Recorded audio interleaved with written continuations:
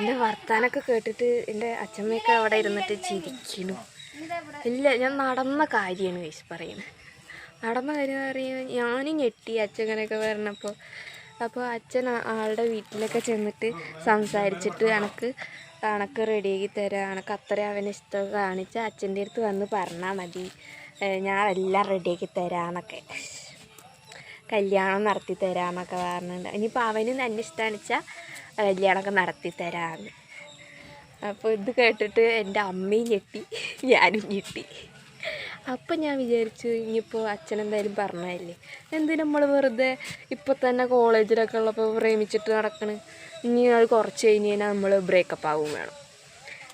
അപ്പോൾ നമ്മൾ ഒളിച്ചോടി പോവുക അങ്ങനെയുള്ള പരിപാടിയൊക്കെ എന്തിനാ വെറുതെ നടക്കാൻ നിൽക്കണം. നല്ല അന്തസ്സായി അറേഞ്ച്ഡ് മാരേജ് എന്ന് പറഞ്ഞു കഴിഞ്ഞാൽ ഇവർ തന്നെ അച്ഛനമ്മമാർക്ക് ഇഷ്ടപ്പെട്ടിട്ട് നടത്തുന്ന കല്യാണമാണെങ്കിലും ഒരു വർഷമൊക്കെ കഴിഞ്ഞിട്ട് കല്യാണം മതി എന്നങ്ങോട്ട് പറയുക. അപ്പോൾ പിന്നെ എന്തായാലും ഒരു ലവ് മാരേജിൻ്റെ ഒക്കെ പോലെ നമുക്കൊരു ഫ്രീഡം, ഹസ്ബൻഡൊക്കെ ആകുമ്പോൾ ഒരു ഫ്രീഡം ഒക്കെ കിട്ടും.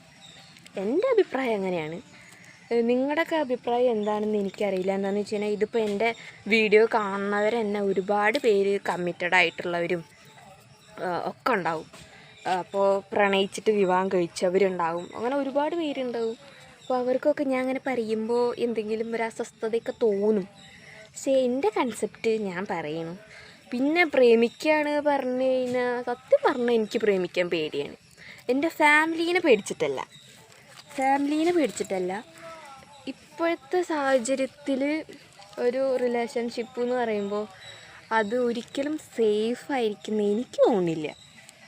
ഒരുപാട് പേര് ഇപ്പോൾ എൻ്റെ കാര്യം തന്നെ പറയുകയാണെങ്കിൽ തന്നെ ഒരു ബോയിനെ എനിക്ക് ഇഷ്ടപ്പെട്ടു വെച്ചാൽ ആ ബോയ്ക്ക് എത്ര ലൈൻ ഉണ്ടാവും എന്ന് തന്നെ എനിക്ക് തന്നെ അറിയില്ല.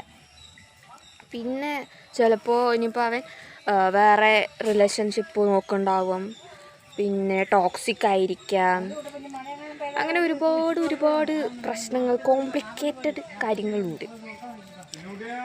ഇതൊക്കെ ഞാൻ ഇപ്പോഴത്തെ കാലഘട്ടത്തിൽ നടക്കണ കാര്യങ്ങളാണ് കേട്ടോ പറയുന്നത്.